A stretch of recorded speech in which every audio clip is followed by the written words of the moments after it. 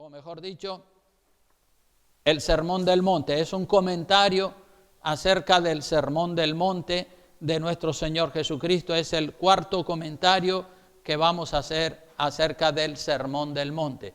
Y como siempre, queremos mandarle a todas las personas que a través del internet nos están siguiendo un saludo fraternal y seguimos orando por ustedes. Háganlo también ustedes por nosotros, por favor, y muchas gracias. Entonces, este es el cuarto comentario acerca del Sermón del Monte de nuestro Señor Jesucristo, que como hemos dicho, el Sermón del Monte está en el capítulo 5, 6 y 7 del libro de San Mateo. Entonces, es maravilloso ese sermón de Jesucristo. Yo me atrevería a decir que es el sermón más lindo que jamás se ha predicado nunca. Entonces, el texto básico, el texto fundamental está, como digo, en Mateo capítulo 6, versículo 19 hasta el capítulo 7, versículo 6. Esos son los textos que vamos a comentar en este cuarto comentario acerca del Sermón del Monte. Capítulo 6, versículo 19 hasta capítulo 7, versículo 6. Y la semana que entra, si Dios quiere, terminaremos con un quinto comentario acerca del Sermón del Monte. Así que tenga su Biblia preparada en San Mateo capítulo 6 y luego vamos a mirar, aparte de esos textos que le estoy diciendo de San Mateo, vamos a mirar en Timoteo, en Apocalipsis, en Éxodo, en Juan, Primera de Corintios y algunos otros pasajes de la Biblia para completar o complementar el mensaje del que les estoy compartiendo. Entonces comenzamos con este cuarto comentario acerca del Sermón del Monte. En Mateo capítulo 6, versículo 19, tenemos la ley de Dios en cuanto a las riquezas terrenales. Mateo capítulo 6, versículo 19, miren lo que dice la palabra de Dios. Manténgala abierta siempre ahí en el capítulo 6 y luego ponga ahí una marquita para que cuando saltamos a otro pasaje de la Biblia, volvamos otra vez ahí. Mateo capítulo 6, versículo 19 dice: no os hagáis tesoros en la tierra, donde la polilla y el orín corrompen, y donde ladrones minan y hurtan. Así que tenemos la ley de Dios en cuanto a las riquezas terrenales, a las riquezas materiales. Aquí se nos indica que todas las cosas terrenales que nosotros consideramos de gran valor en esta tierra, con el paso del tiempo, esas cosas van perdiendo valor. Usted se compra un vestido que le costó muy caro y lo guarda en su armario y con el paso del tiempo ese vestido se deterioró. La polilla, el orín, la humedad se lo estropeó y ya no sirve para nada, pero le costó mucho dinero. Si su tesoro, hermano o hermana, si su tesoro es la juventud, la belleza física, porque hay gente que presume de juventud, de belleza física, pues recuerde que con el paso de los años te van a salir canas, te van a salir las arrugas de la piel, se te va a caer el pelo de la cabeza y te vuelves feo o te vuelves fea según los parámetros de belleza del mundo, no según los parámetros de belleza de Dios, porque por lo que se ve, la mayoría de la gente siguen los parámetros de la belleza del mundo, pero nosotros los cristianos tenemos que darle la espalda a esos parámetros de belleza y seguir los parámetros de belleza de Jesucristo y aceptar la realidad. Y cuando entramos en años y se nos cae el pelo, nos salen las arrugas o el pelo se pone blanco, tenemos que decir: gloria a Dios, no pasa nada, ese es el proceso de la vida y nosotros lo aceptamos como algo establecido por Dios y no nos acomplejamos, como hay mucha gente acomplejada. Ay, que me estoy haciendo viejo, que me estoy haciendo vieja, y comienzan a estirarse la piel y a hacer montones de cosas para tener una apariencia moderna o joven según los parámetros de belleza de este mundo. Hermanos, si tu tesoro es el dinero, si tu tesoro son las casas, los coches, los barcos, los aviones o cualquier otra cosa, todo eso lo tendrás que dejar aquí en la tierra para que lo disfruten otras personas cuando vayas a pasar para la eternidad. Y eso si no te lo roban antes. Vamos a ver lo que dice Primera de Timoteo capítulo 6, versículos 6 al 11. Allí se nos habla claramente acerca de las riquezas. Dice, primera de Timoteo 6, del 6 al 11, dice, pero gran ganancia es la piedad acompañada de contentamiento, porque nada hemos traído a este mundo y sin duda nada podremos sacar. Así que, teniendo sustento y abrigo, ¿qué más dice? Estemos contentos con esto, porque los que quieren enriquecerse, dice la palabra de Dios, caen en tentación y lazo y en muchas codicias necias y dañosas que hunden a los hombres en destrucción y perdición, porque raíz de todos los males, ¿cuál dice que es? El amor al dinero, el cual codiciando algunos se extraviaron de la fe. Se extraviaron quiere decir que se apartaron del Señor y fueron traspasados de muchos dolores. Mas tú, oh hombre o mujer de Dios, huye de estas cosas y sigue, ¿qué cosa? La justicia, la piedad, la fe, el amor, la paciencia y la mansedumbre. Es lo que nos dice la palabra de Dios. Aleluya. El versículo 20, volviendo otra vez a San Mateo capítulo 6, el versículo 20 dice, ¿dónde nos tenemos que hacer los tesoros? Dice, si no haceos tesoros en el cielo, donde ni la polilla ni el orín corrompen, y donde ladrones no minan ni hurtan. El tesoro hay que guardarlo en un lugar seguro, hermanos. El lugar seguro es el cielo. Allí usted puede guardar su tesoro con la seguridad de que lo va a disfrutar eternamente y para siempre. ¿Cómo puedes hacer el tesoro en el reino de los cielos estando aquí en la tierra? Pues muy fácil. Puedes hacer tesoro arriba hoy, mañana y pasado. Puedes hacer tesoro arriba en el cielo apadrinando unos niños pobres que se están muriendo de hambre, dándole tus diezmos, dándole tus ofrendas a la iglesia para que el reino de los cielos se siga extendiendo. Puedes ayudar a la iglesia perseguida y mientras lo estás haciendo estás formando un tesoro arriba en el reino de los cielos. Puedes ayudar a los misioneros y cuanto más le ayuda, más grande es tu tesoro arriba en el cielo. Puedes ir formando ese tesoro en el reino de los cielos, evitando gastos innecesarios, evitando lujos, vanidades, invirtiendo en la obra de Dios. Esas son algunas de las maneras de hacer tesoro en el reino de los cielos. Todo lo que inviertas en ese sentido, en el reino de los cielos, es un tesoro eterno que se va a estar revalorizando permanentemente y eternamente. Ese es el único tesoro que puedes llevar para el reino de los cielos. Desde aquí puedes enviar tu tesoro al reino de los cielos. Todas las buenas obras que haces aquí a favor de los necesitados son tesoros que usted está acumulando en el reino de los cielos. Y cuando se acerque la hora de la muerte, si durante la vida usted ha estado haciendo tesoros en los cielos, usted va a tener ganas de irse para allá a poseer su tesoro, ¿verdad?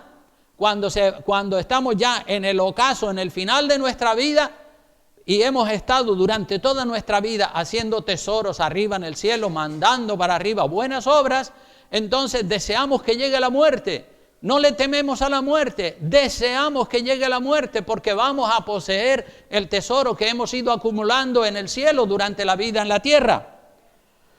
Pero si durante la vida has estado haciendo tesoros aquí en la tierra, cuando llegue la hora de la muerte, lo vas a pasar fatal porque no te vas a poder llevar nada, todos tus tesoros. Los ricos que han hecho sus tesoros aquí en la tierra, la hora de la muerte es horrible para ellos porque no se pueden llevar nada de las grandes cantidades de riquezas que tienen aquí en la tierra y temen morir porque parten para allá desnudos, sin nada, con las manos vacías.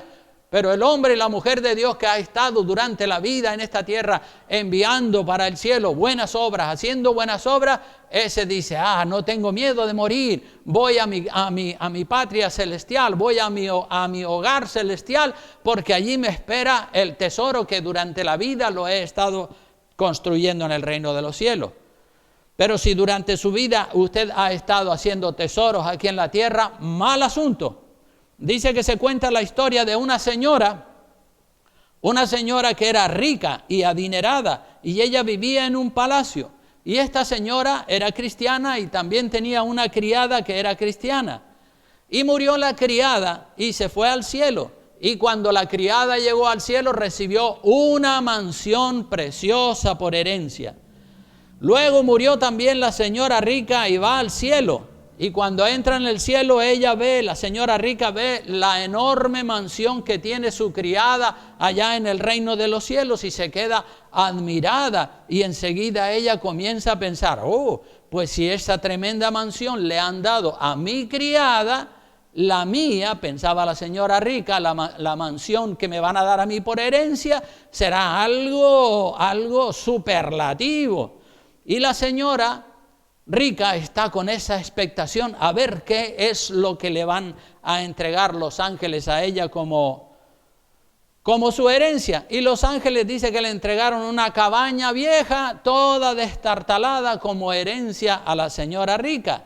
Y la señora rica, sorprendida, le pregunta a los ángeles que por qué le dan tan poca cosa a ella. Y los ángeles le dicen a esta señora rica, dicen, mira, no pudimos hacer otra cosa con lo poco que nos enviaste para acá. Nos enviaste muy poco y con eso pues te hemos hecho esa cabañita ahí en el reino de los cielos. Entonces, depende de lo que usted mande para allá. Así va a ser su mansión, más grande o más pequeña, más hermosa, más espléndida o más insignificante.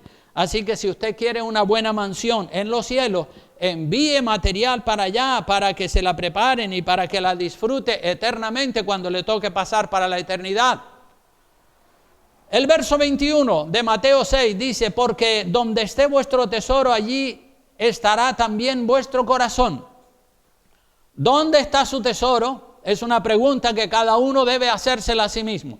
Y usted debe de preguntarse en esta mañana, ¿dónde está mi tesoro? ¿Dónde está mi tesoro? ¿Dónde está su corazón? Allí está su tesoro. La Biblia responde a todas las preguntas. ¿Dónde está su corazón? Allí es donde está su tesoro. ¿A qué cosas le dedica su tiempo libre? Pues ese es su tesoro. Por lo general la gente, el tiempo libre que tienen después de haber hecho la jornada de trabajo, le dedican mucho tiempo a alguna cosa. Pues a eso que usted le dedica la mayor parte de su tiempo libre, ese es su tesoro. Si tu tiempo libre lo dedicas a orar, a leer la Biblia, a hacer estudios de doctrina, a evangelizar, a ayudar y animar a otros a buscar a Dios, pues eso demuestra que tu tesoro lo tienes arriba en el cielo. Pero si tu tesoro no es ese, entonces tienes que preguntarte y tienes que interrogarte a ti mismo. Si tu tiempo libre lo dedicas a pasatiempos, entretenimientos vanos, deleites mundanos, pues ese es tu tesoro. Donde está tu tesoro, allí está tu corazón. Donde está tu corazón, allí está tu tesoro. El versículo 22 y 23, para seguir comentando acerca del sermón del monte, dice el verso 22, dice, la lámpara del cuerpo es el ojo. Así que si tu ojo es bueno, todo tu cuerpo estará lleno de luz. Pero si tu ojo es maligno, todo tu cuerpo estará lleno de tinieblas. Así que si la luz que hay en ti es tinieblas, ¿cuántas no serán las mismas tinieblas? O sea, hermanos, aquí vemos que nosotros nos guiamos por los ojos.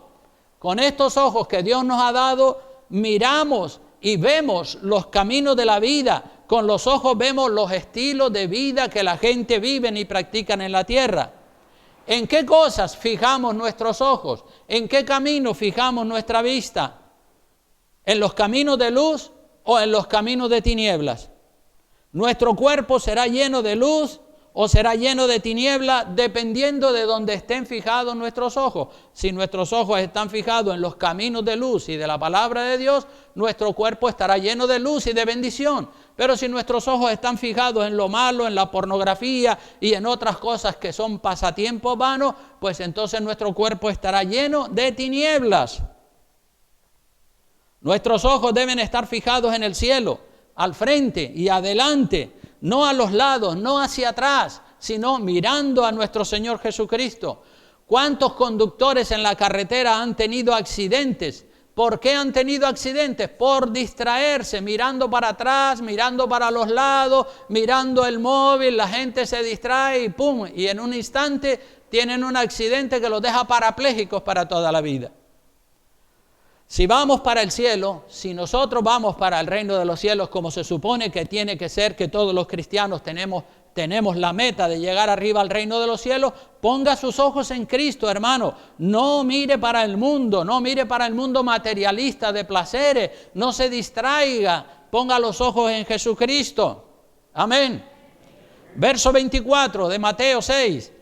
Dice, ninguno puede servir a dos señores, porque o aborrecerá al uno y amará al otro, o estimará al uno y menospreciará al otro. No podéis servir, ¿a quién y a quién dice? No podéis servir a Dios y a las riquezas, no, son incompatibles. No se le puede servir a dos señores al mismo tiempo, porque más pronto o más tarde terminará dándole la espalda al uno para seguir al otro. Yo he visto muchas personas con el corazón dividido, creyentes con el corazón dividido entre dos mujeres, hombres con el corazón dividido entre dos mujeres, o mujeres con el corazón dividido entre dos hombres, o personas con el corazón dividido entre Dios y el mundo y el dinero. Vea lo que dice el libro de Apocalipsis capítulo 3, versículo 14 en adelante. Apocalipsis capítulo 3, versículo 14, dice, escribe al ángel de la iglesia en la Odisea, he aquí el amén, el testigo fiel y verdadero, el principio de la creación dice esto, es decir, el Señor Jesucristo le está hablando a la iglesia de la Odisea. Y miren lo que le dice, yo conozco tus obras, que ni eres frío ni caliente, ojalá fueses frío o caliente. Pero por cuanto eres, ¿qué dice? Tibio y no frío ni caliente, ¿qué hará el Señor? Te vomitaré de mi boca, porque tú dices, mira lo que decía la iglesia de la Odisea, yo soy rico y me he enriquecido y de ninguna cosa tengo necesidad. Eso era lo que él pensaba, lo que pensaba la iglesia, que era una iglesia adinerada. Yo no tengo necesidad de nada. Y miren lo que le dice el Señor, dice, ¿y no sabes que tú eres un desventurado, miserable, pobre, ciego y desnudo? Eso es lo que eres. Fíjate, una cosa es lo que la iglesia de la Odisea pensaba de sí mismo y otra cosa es lo que el Señor dice de la iglesia de la Odisea. Y eso pasa hoy en día también. Una cosa es el concepto que usted tiene de sí mismo y otra cosa es lo que Dios dice de usted y de mí, ¿verdad? Por tanto, le dice el Señor a la iglesia de la Odisea en el verso 18, yo te aconsejo que de mí compres oro refinado en fuego para que seas rico y vestiduras blancas para vestirte y que no se descubra la vergüenza de tu desnudez y unge tus ojos con colirio para que veas. Y además le dice, yo reprendo y castigo a todos los que amo. Gloria a Dios, yo reprendo y castigo a todos los que amo. Sé pues celoso y arrepiéntete. Es decir, Dios le está dando una oportunidad a la iglesia de la Odisea. La iglesia de la Odisea era una iglesia adinerada, rica materialmente hablando. Amaba el dinero, amaba las cosas del mundo y también amaba a Dios, según la opinión de ellos. Por eso era una iglesia tibia, porque tenía su corazón dividido. Una persona que tenga su corazón dividido es un cristiano tibio o una cristiana tibia. No está caliente, no está frío. Tiene una pierna en la iglesia y tiene otra pierna en el mundo. No quiere dejar la iglesia, pero tampoco quiere dejar el mundo. Sabe que hay que amar a Dios para ser salvo de la condenación y en parte ama a Dios, pero en parte también ama el mundo, el dinero. Quiere la vida eterna con Dios en los cielos, pero también quiere la vida de placeres terrenales, lujos, pasatiempos, vanidades, despilfarro de dinero y de tiempo en cosas que no edifican. Cuando los cristianos, hermanos, cuando los cristianos carecen de una casa propia, de coches caros, de dinero, de un buen empleo, ellos oran a Dios, oran y le piden a Dios para que Dios les provea casa, coche, dinero. Son muy fervientes y dependen mucho del Señor. Pero cuando están rodeados de todo tipo de comodidades materiales y ya tienen casa, coche, frigorífico lleno de alimentos, colegio y seguro médico para toda la familia, teléfonos móviles, televisores, internet, dinero en el banco, etcétera, etcétera, entonces piensan igual que la iglesia de la Odisea. En ese momento se vuelven tibios como la iglesia de la Odisea. Yo me he enriquecido, no tengo necesidad de nada. Tengo de todo, no me falta de nada, soy rico, estoy bien, ya conseguí todo lo que yo necesitaba. Pues esa persona solamente pensaba en su propio bienestar. Se olvidaba de que nosotros como cristianos estamos llamados a bendecir a los pobres, a los que están necesitados, y que no podemos pensar solamente en nosotros, tenemos que pensar más en los demás que en nosotros mismos. Cuando el Señor dice, ojalá fuese frío o caliente, en el versículo 15, la persona que no se congrega y que no ora ni busca a Dios, esa persona sabe que está fría y que necesita volverse al Señor. Hemos visto muchas personas que están apartados de los caminos del Señor, no oran, no leen la Biblia, no se congregan nunca. Ellos mismos saben que están fríos y ellos mismos saben que así no van a poder entrar en el reino de los cielos. Entonces, estando en esa condición de frialdad, las probabilidades de que se arrepienta son mucho mayores. Y el que está ferviente, el que está de verdad consagrado, está en santidad, está viviendo como Dios manda, ese sabe que su salvación está segura. Pero la persona que es un cristiano tibio o una cristiana tibia es el peor estado, porque esa persona se justifica mucho a sí mismo, como lo hacía la iglesia de la Odisea. Yo me he enriquecido y no tengo necesidad de nada. Se justifica mucho a sí mismo y cree que es salvo porque a lo mejor va al culto al domingo y da una ofrenda o un diezmo y con poquitas cosas se autojustifica y piensa que sí, que es salvo. Pero como leímos antes en este pasaje de la Escritura, una cosa es lo que la persona piensa de sí mismo y otra cosa es lo que Dios piensa de esa persona. Los cristianos tibios dan lástima a los ojos de Dios. Son, según la Biblia, son desventurados, pobres, ciegos y desnudos, dice la palabra de Dios. Mientras que ellos piensan que se han enriquecido y que no tienen necesidad de nada, que nada les falta, que están bendecidos. A los cristianos tibios el Señor les da ese mensaje. Compra oro refinado en fuego, que son las acciones, las obras justas a favor de los demás, rico en buenas obras. Usted y yo estamos llamados a ser ricos en buenas obras para ir formando nuestro tesoro arriba en el reino de los cielos. Y cuando habla de vestiduras blancas se refiere a la santidad y a la vida espiritual, para no andar desnudo y avergonzado delante de Dios. Y también le dice a esta iglesia, dice, unge tus ojos con colirio, para que puedas ver claro y puedas saber cuál es tu estado, tu condición espiritual. Unge tus ojos con colirio para que puedas ver cuál es tu condición, cuál es tu estado espiritual. Hermano, la persona que ha entrado en un estado de tibieza espiritual es reprendida por el Espíritu para que a tiempo salga de ese conformismo engañoso, porque se está autoengañando a sí mismo. Yo reprendo y castigo a todos los que amo, dice la palabra. Sé pues celoso y arrepiéntete de ese estado de tibieza espiritual.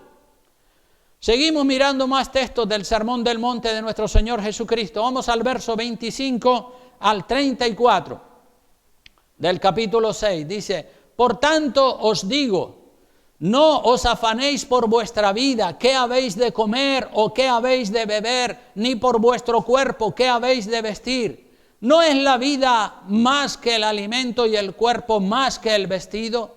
Mirad las aves del cielo que no siembran, ni siegan, ni recogen en graneros, y vuestro Padre Celestial las alimenta.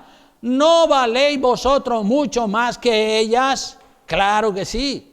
¿Y quién de vosotros podrá, por mucho que se afane, añadir a su estatura un codo? ¿O por el vestido? ¿Por qué os afanáis? Considerad los lirios del campo, cómo crecen, no trabajan ni hilan. Pero os digo que ni aun Salomón con toda su gloria se vistió así como uno de ellos. Y si la hierba del campo, que hoy es y mañana se echa en el horno, Dios la viste así, ¿no hará mucho más a vosotros, hombres de poca fe?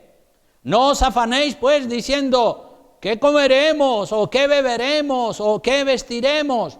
Porque los gentiles, la gente que no tiene a Cristo, buscan todas estas cosas, pero vuestro Padre Celestial sabe que tenéis necesidad de todas estas cosas. Vamos a decir todos el verso 33. Mas buscad primeramente el reino de Dios y su justicia, y todas estas cosas os serán añadidas. Así que no os afanéis por el día de mañana, porque el día de mañana traerá su afán. Basta a cada día su propio mal. O sea que el remedio para los afanes de la vida es depositar nuestra fe en el cuidado de Dios, confiar en Dios. No nos afanemos por el futuro, qué comeremos, qué vestiremos, en qué trabajaremos. Hacemos planes como si fuésemos a vivir eternamente aquí en la tierra. Y lo más que vamos a vivir son 80, 90, 100 años a lo sumo. Estamos de paso en esta tierra, estamos en tránsito, como el que hace una escala en un aeropuerto. La primera necesidad es buscar de Dios, como dice el verso 33, ser llenos del Espíritu Santo, esa es la primera necesidad. Y cuando somos llenos del Espíritu Santo de Dios, las cosas materiales, ellas vienen solas, ya lo dice el Señor. Buscar primero el reino de Dios y su justicia, y todas las demás cosas, la ropa, el vestido, el calzado, el trabajo, todo eso el Señor lo va a suplir cuando nosotros buscamos a Dios primero. Si Dios se encarga de las aves del cielo que no siembran ni tienen graneros y no les falta el alimento, ¿cómo no nos va a proveer a nosotros nuestras necesidades si somos más importantes que las aves? Valemos mucho más que las aves. ¿Cuántos dicen amén? Lo que Dios desea es que nosotros pongamos la fe en Dios, que le busquemos a Él primero, confiar en Dios, no dudar en absoluto del Señor.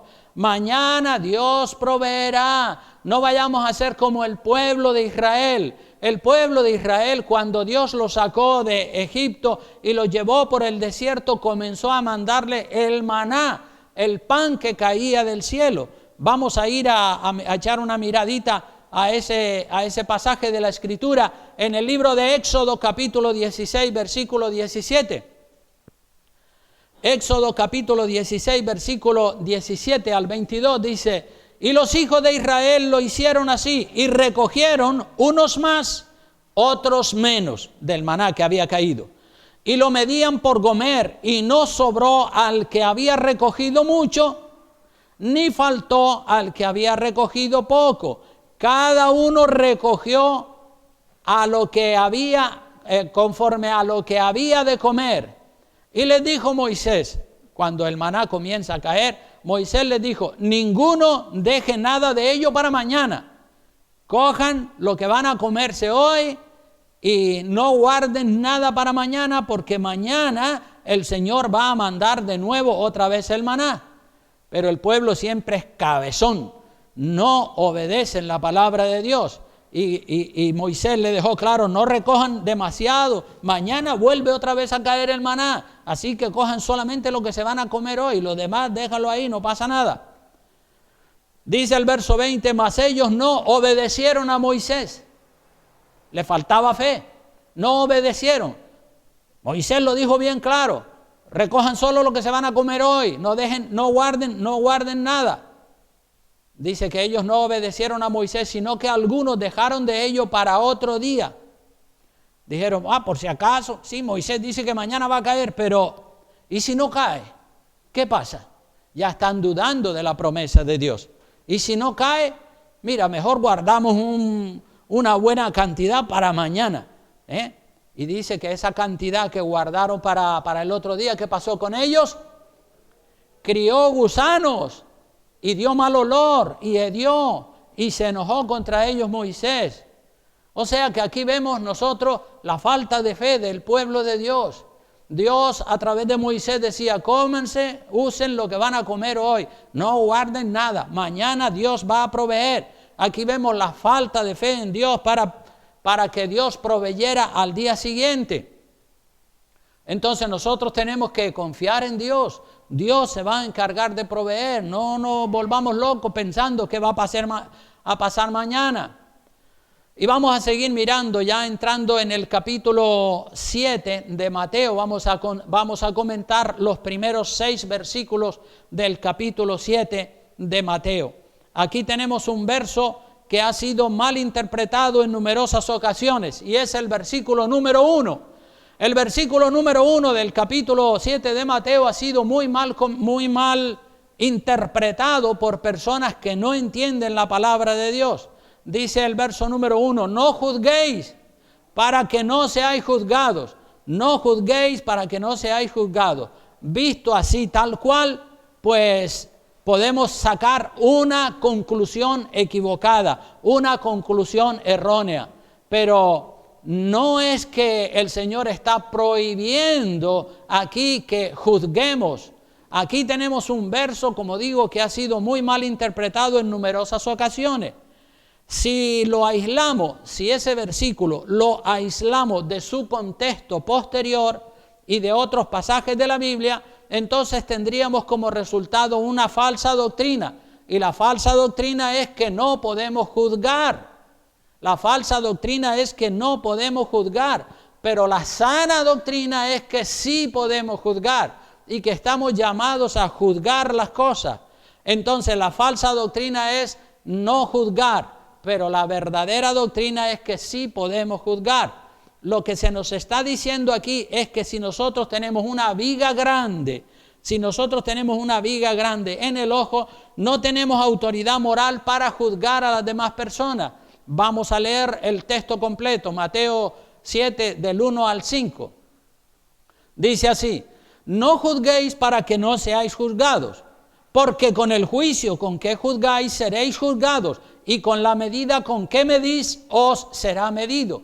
¿Y por qué miras la paja que está en el ojo de tu hermano y no echas de ver la viga que está en tu propio ojo? O sea que lo que Dios quiere es que veamos primero nuestros propios pecados antes que los pecados de los demás.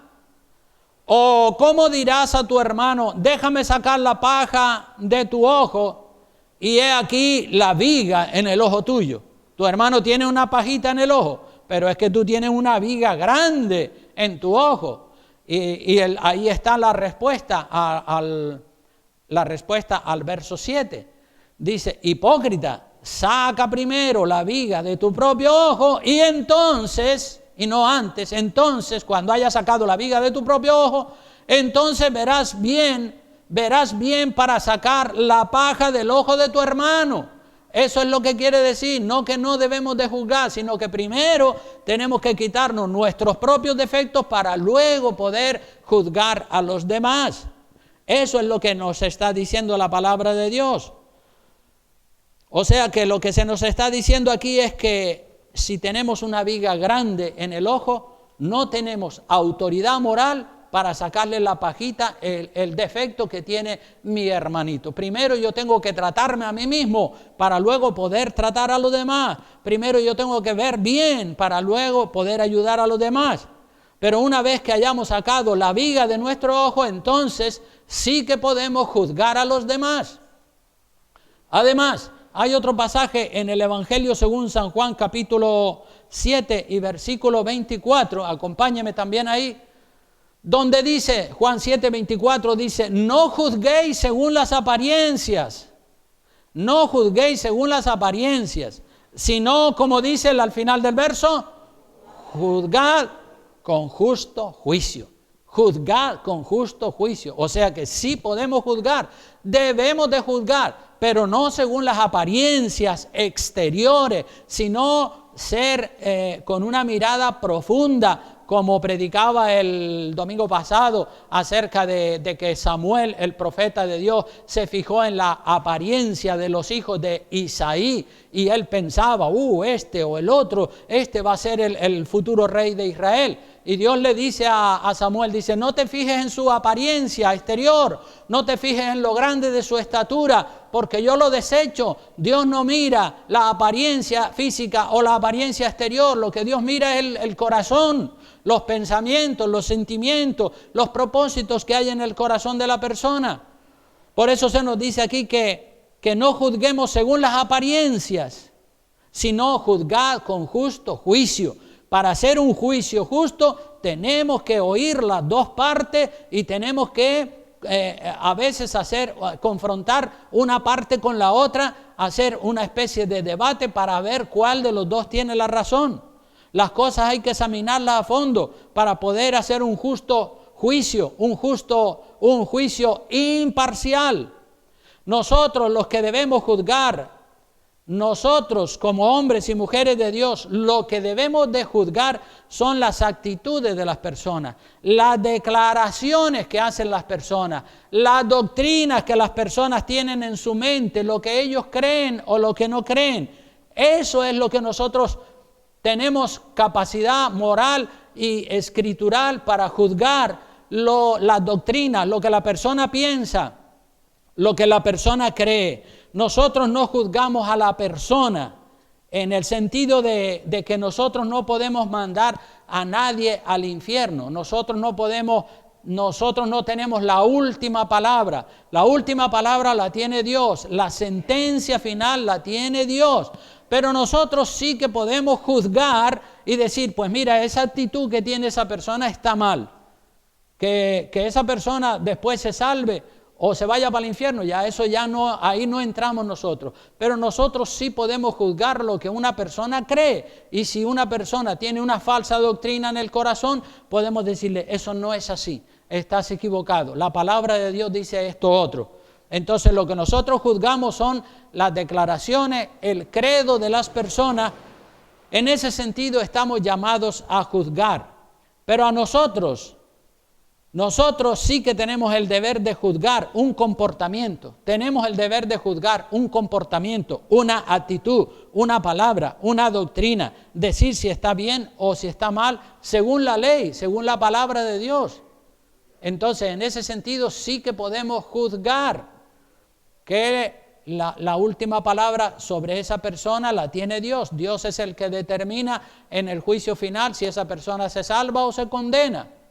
Pero nosotros podemos juzgar lo que cree o lo que no cree, lo que declara, la actitud que tiene. Por lo general, hermanos, las personas hacen lo malo. Las personas que hacen lo malo y son descubiertas en su maldad, no quieren reconocer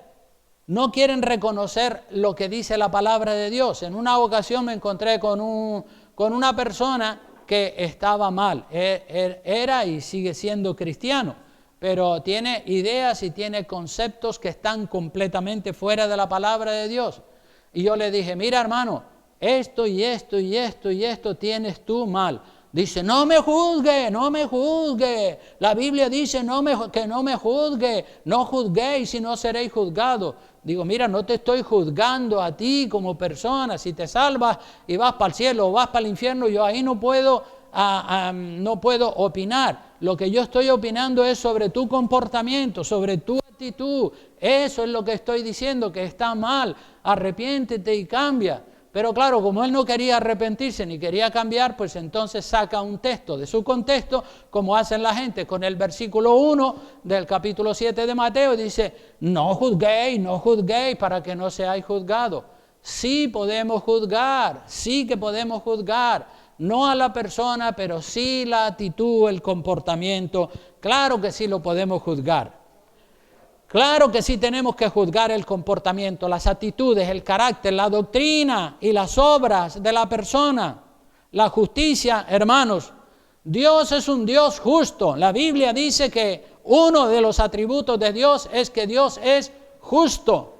Dios sabe juzgar perfectamente. Justo significa que actúa con justicia, condenando lo malo y recompensando lo bueno. La persona a la que le toca hacer de juez en una causa debe tener también el elemento o el concepto de la misericordia. Dios es justo y también es misericordioso. Y nosotros tenemos que ser jueces justos y también tenemos que ser misericordiosos, sin que la misericordia sea impunidad. Porque una cosa es impunidad. Impunidad significa dejar el castigo o la mala obra sin juzgar. Tenemos que tener misericordia, pero sin que la misericordia se llegue a convertir en impunidad. No, Dios no deja impune ninguno de las malas obras de la gente. Todas nuestras malas obras no han quedado impunes. El juicio de nuestros pecados cayó sobre Jesucristo en la cruz del Calvario. Y si nosotros en la actualidad hacemos algo malo, pues Dios nos va a tratar. De la misma manera que nosotros juzgamos o tratamos a los demás, así Dios nos va a tratar a nosotros. O sea que tenemos que ser justos y al mismo tiempo misericordiosos, sin que la misericordia se convierta en impunidad.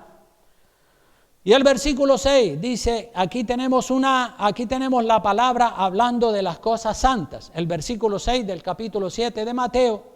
Este es un versículo muy importante, hermanos. Miren lo que dice. Mateo 7, 6.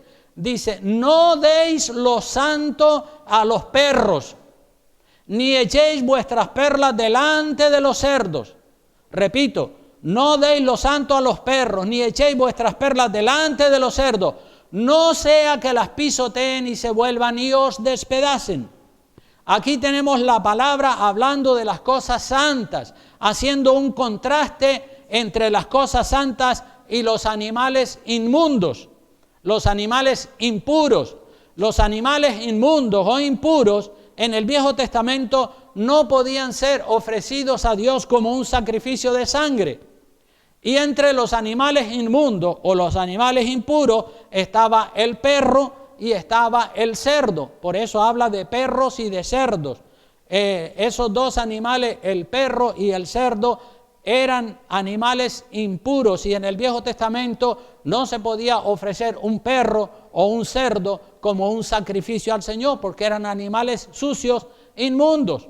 El perro, todos sabemos que el perro es capaz de vomitar y luego comerse su propio vómito.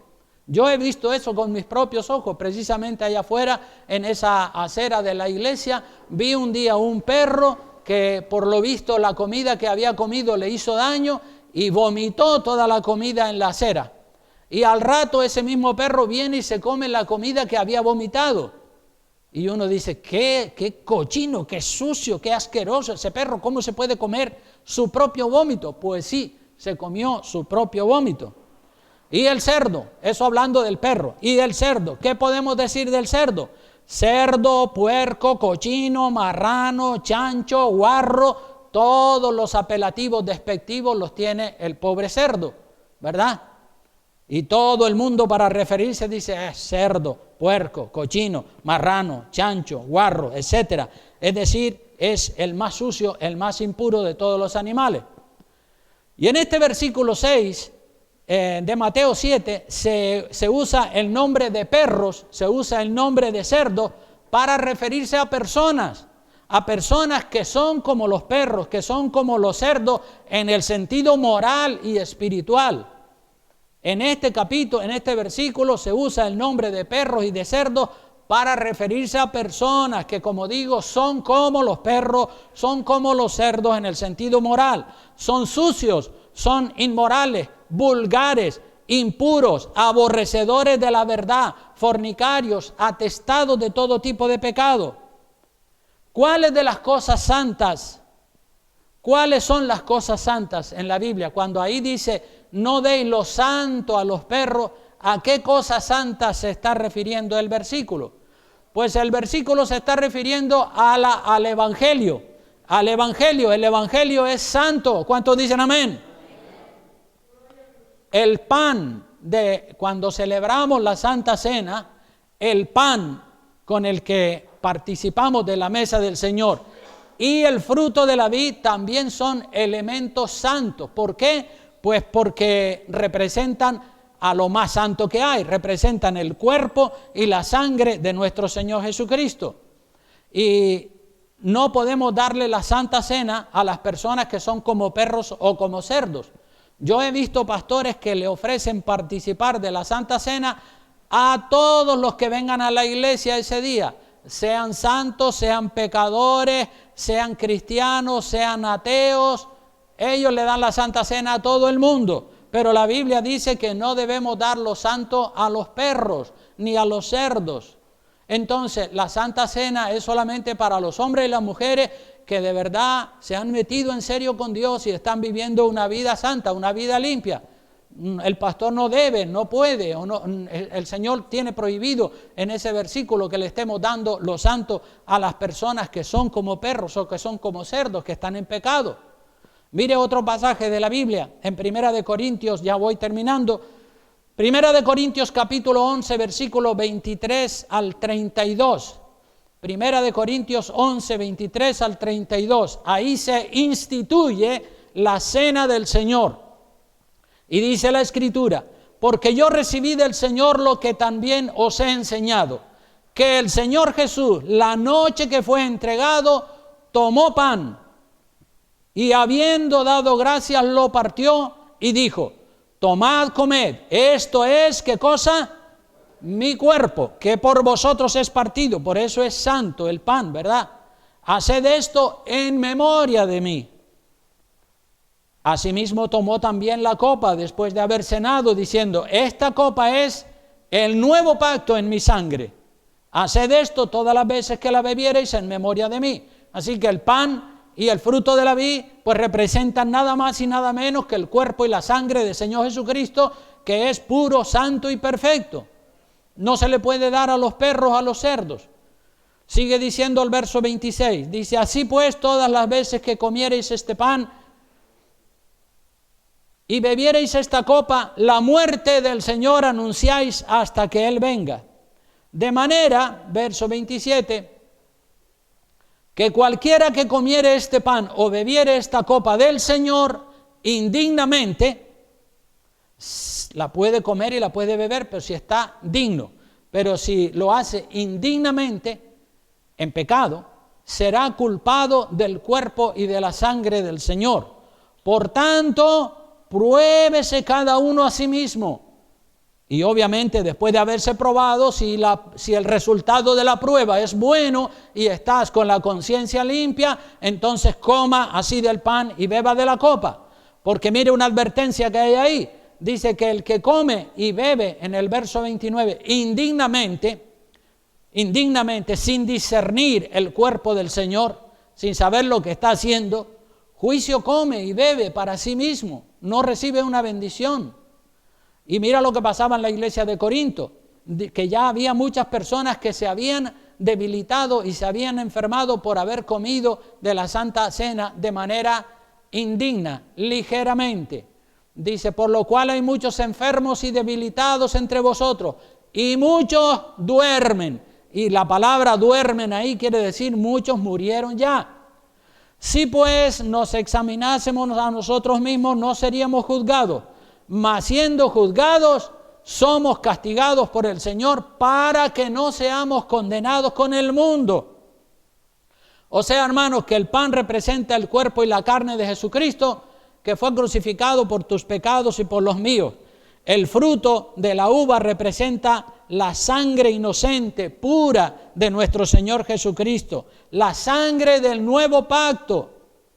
Y aquí se nos habla en los versículos 27 al 30 de participar de la cena en un estado de indignidad o en un estado de pecado. Indigno significa sin pureza, lleno de pecados. Y se nos advierte de que la persona que participa de la Santa Cena, estando en pecado, se arriesga a enfermarse, a debilitarse o incluso a morir. Por esta advertencia el pastor debe advertir a la iglesia cada semana. Yo siempre, cada vez que vamos a celebrar la Santa Cena, el primer domingo de cada mes el domingo anterior hago la advertencia. Haga un examen de su conciencia, haga un examen de su corazón. No juegue con las cosas de Dios. No crea que Dios mira para otro lado. Dios se da cuenta, Dios sabe el estado espiritual en que cada persona está. Y por eso, como la palabra advierte, yo tengo que como pastor advertir también que el que come y bebe indignamente, juicio come contra sí mismo. Así que tengan tiempo de examinarse a sí mismos y arrepentirse de sus malas obras para poder tomar la Santa Cena con la conciencia tranquila y con dignidad. El verso 31, en este verso, se nos dice que si nosotros nos examinamos y obviamente nos autocorregimos nosotros a nosotros mismos, no seríamos juzgados. Dice, si pues nos examinásemos a nosotros mismos, si usted se hace un examen de conciencia y usted se da cuenta que está en paz con Dios, que no le debe nada a nadie, que está en el orden de Dios, entonces usted se siente digno y puede tomar la Santa Cena después de haber hecho un examen de conciencia.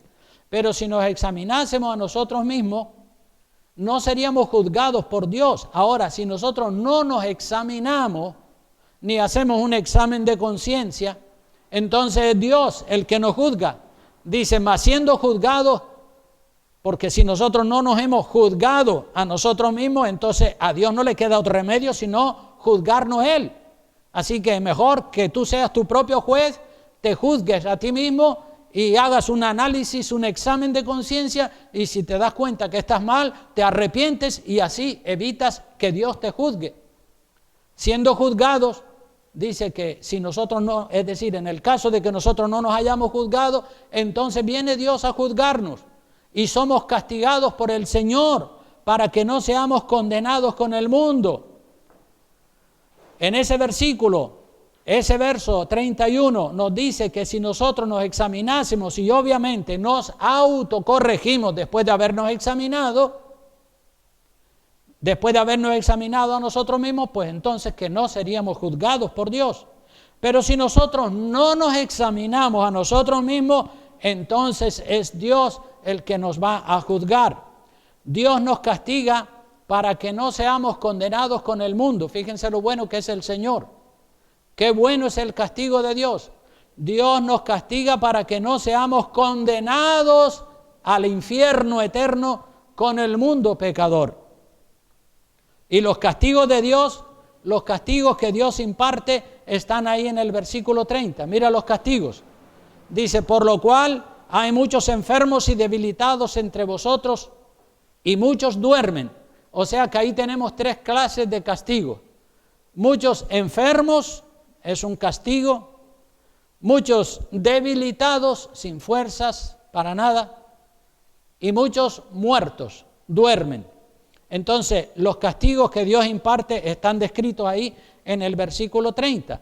En el caso de que nosotros no nos juzgamos a nosotros mismos, entonces viene Dios y dice, bueno, pues este no ha sido capaz de juzgarse a sí mismo, pues para no mandarlo para el infierno voy a mandarle un castigo, un debilitamiento, una enfermedad o incluso la muerte para que se salve, para que por lo menos su alma se salve.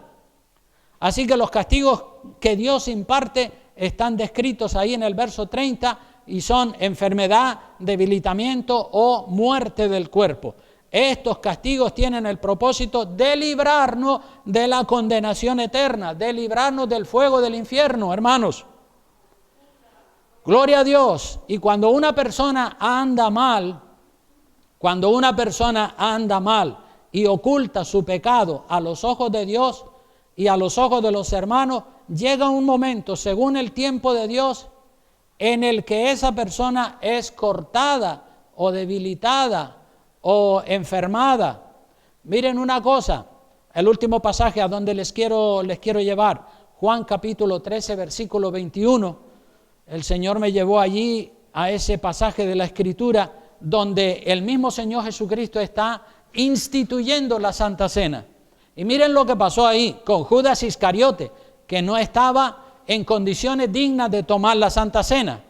Así que cuando una persona anda mal y oculta su pecado, como es el caso de Judas Iscariote, oculta su pecado a Dios y a los hermanos, llega un momento en que según el tiempo de Dios, esa persona es cortada o debilitada o enferma.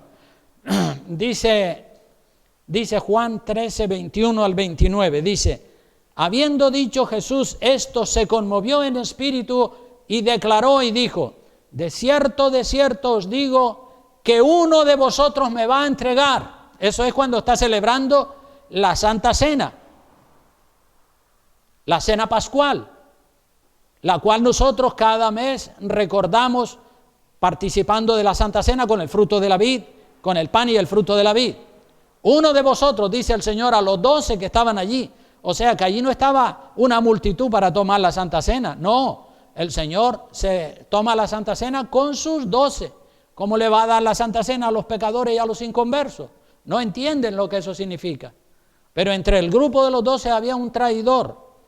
Entonces los discípulos dice que se miraban unos a otros dudando de quién hablaba. Y se miraba, oye, ¿de quién estará hablando? Dice que entre nosotros hay un traidor. Y uno miraba para el otro y dice: yo no sé. El otro miraba y dice: yo tampoco sé. ¿Y de quién estará hablando? ¿De quién estará hablando? Y uno de sus discípulos, verso 23, al cual Jesús amaba, estaba recostado al lado de Jesús. Todos sabemos que ese discípulo, ¿quién era? Juan, ¿verdad? A él le gustaba siempre ponerse al lado del Señor y recostarse en su pecho. A este hizo señas Simón Pedro. Simón Pedro, que estaba probablemente al otro lado de la mesa, le dijo a Juan, que estaba recostado en el pecho del Señor: pregúntale quién es, porque no sabemos. Para que preguntase quién era aquel de quien hablaba, quién era ese traidor. Él entonces, recostado cerca del pecho de Jesús, Juan le dijo al Señor: Señor, ¿quién es? ¿Quién es ese traidor? Respondió Jesús a Juan y le dijo: a quien yo diere el pan mojado, aquel es.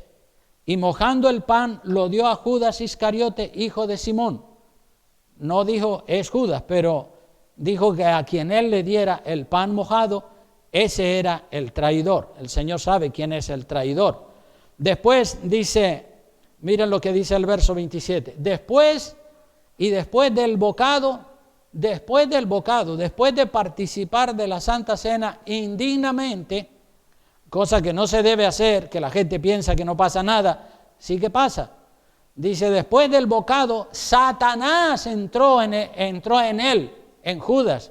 Ya él tenía una conciencia mala, él tenía una conciencia de pecado, porque él estaba robando de la bolsa común de los discípulos. Pero después de tomar el bocado que el Señor le dio, Satanás entró en él.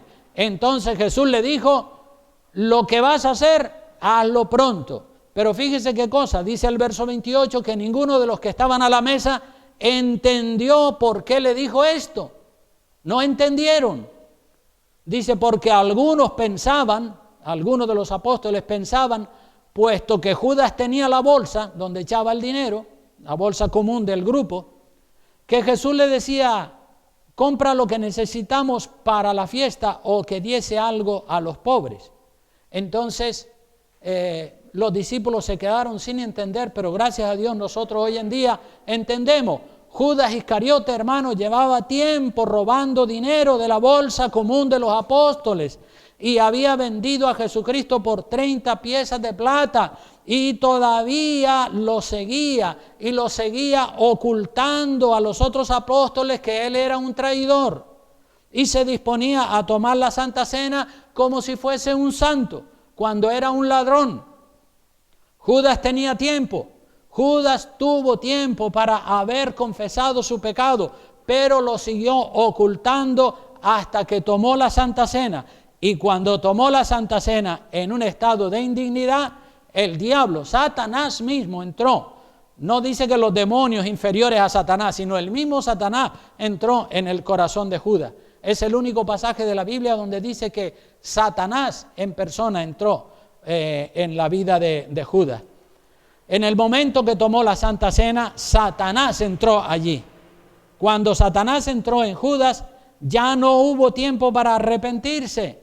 Él reconoció que había vendido sangre inocente y le remordió la conciencia. Pero ¿saben qué hizo? Fue y se ahorcó. Ahorcarse es violar el mandamiento de no matarás. Entonces Judas fue y se ahorcó y derechito se fue para el infierno. El pecado, hermano, es como un cáncer. Si usted coge el cáncer a tiempo, con el tratamiento de la quimioterapia, usted puede acabar con el cáncer. Pero si usted deja ese cáncer sin tratamiento, el cáncer le va a matar a usted. Y así es el pecado. Mata espiritualmente a las personas que le dan poca importancia al pecado. Un hermano mío murió hace como 8 o 9 años atrás. A él le salió un bulto aquí, en el sobaco, debajo del brazo.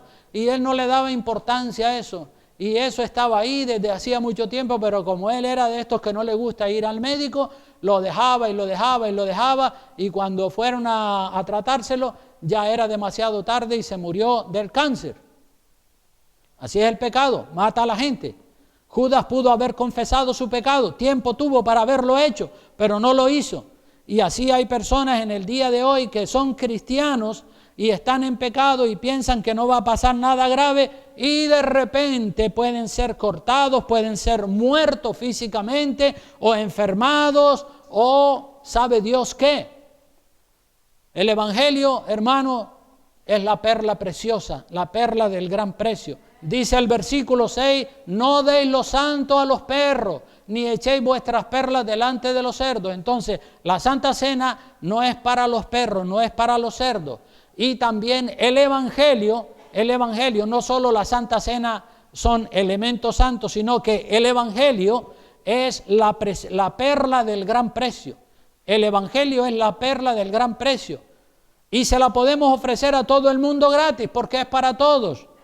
Pero cuando Jesucristo envía a sus discípulos a predicar, observen esto, en Mateo capítulo 10, versículo 11 al 15, este sí es ya el último pasaje, Mateo capítulo 10, versículos 11 al 15, para que veamos cómo Jesucristo le dice a los discípulos, en otras palabras, que no le echen las perlas del Evangelio a los cerdos.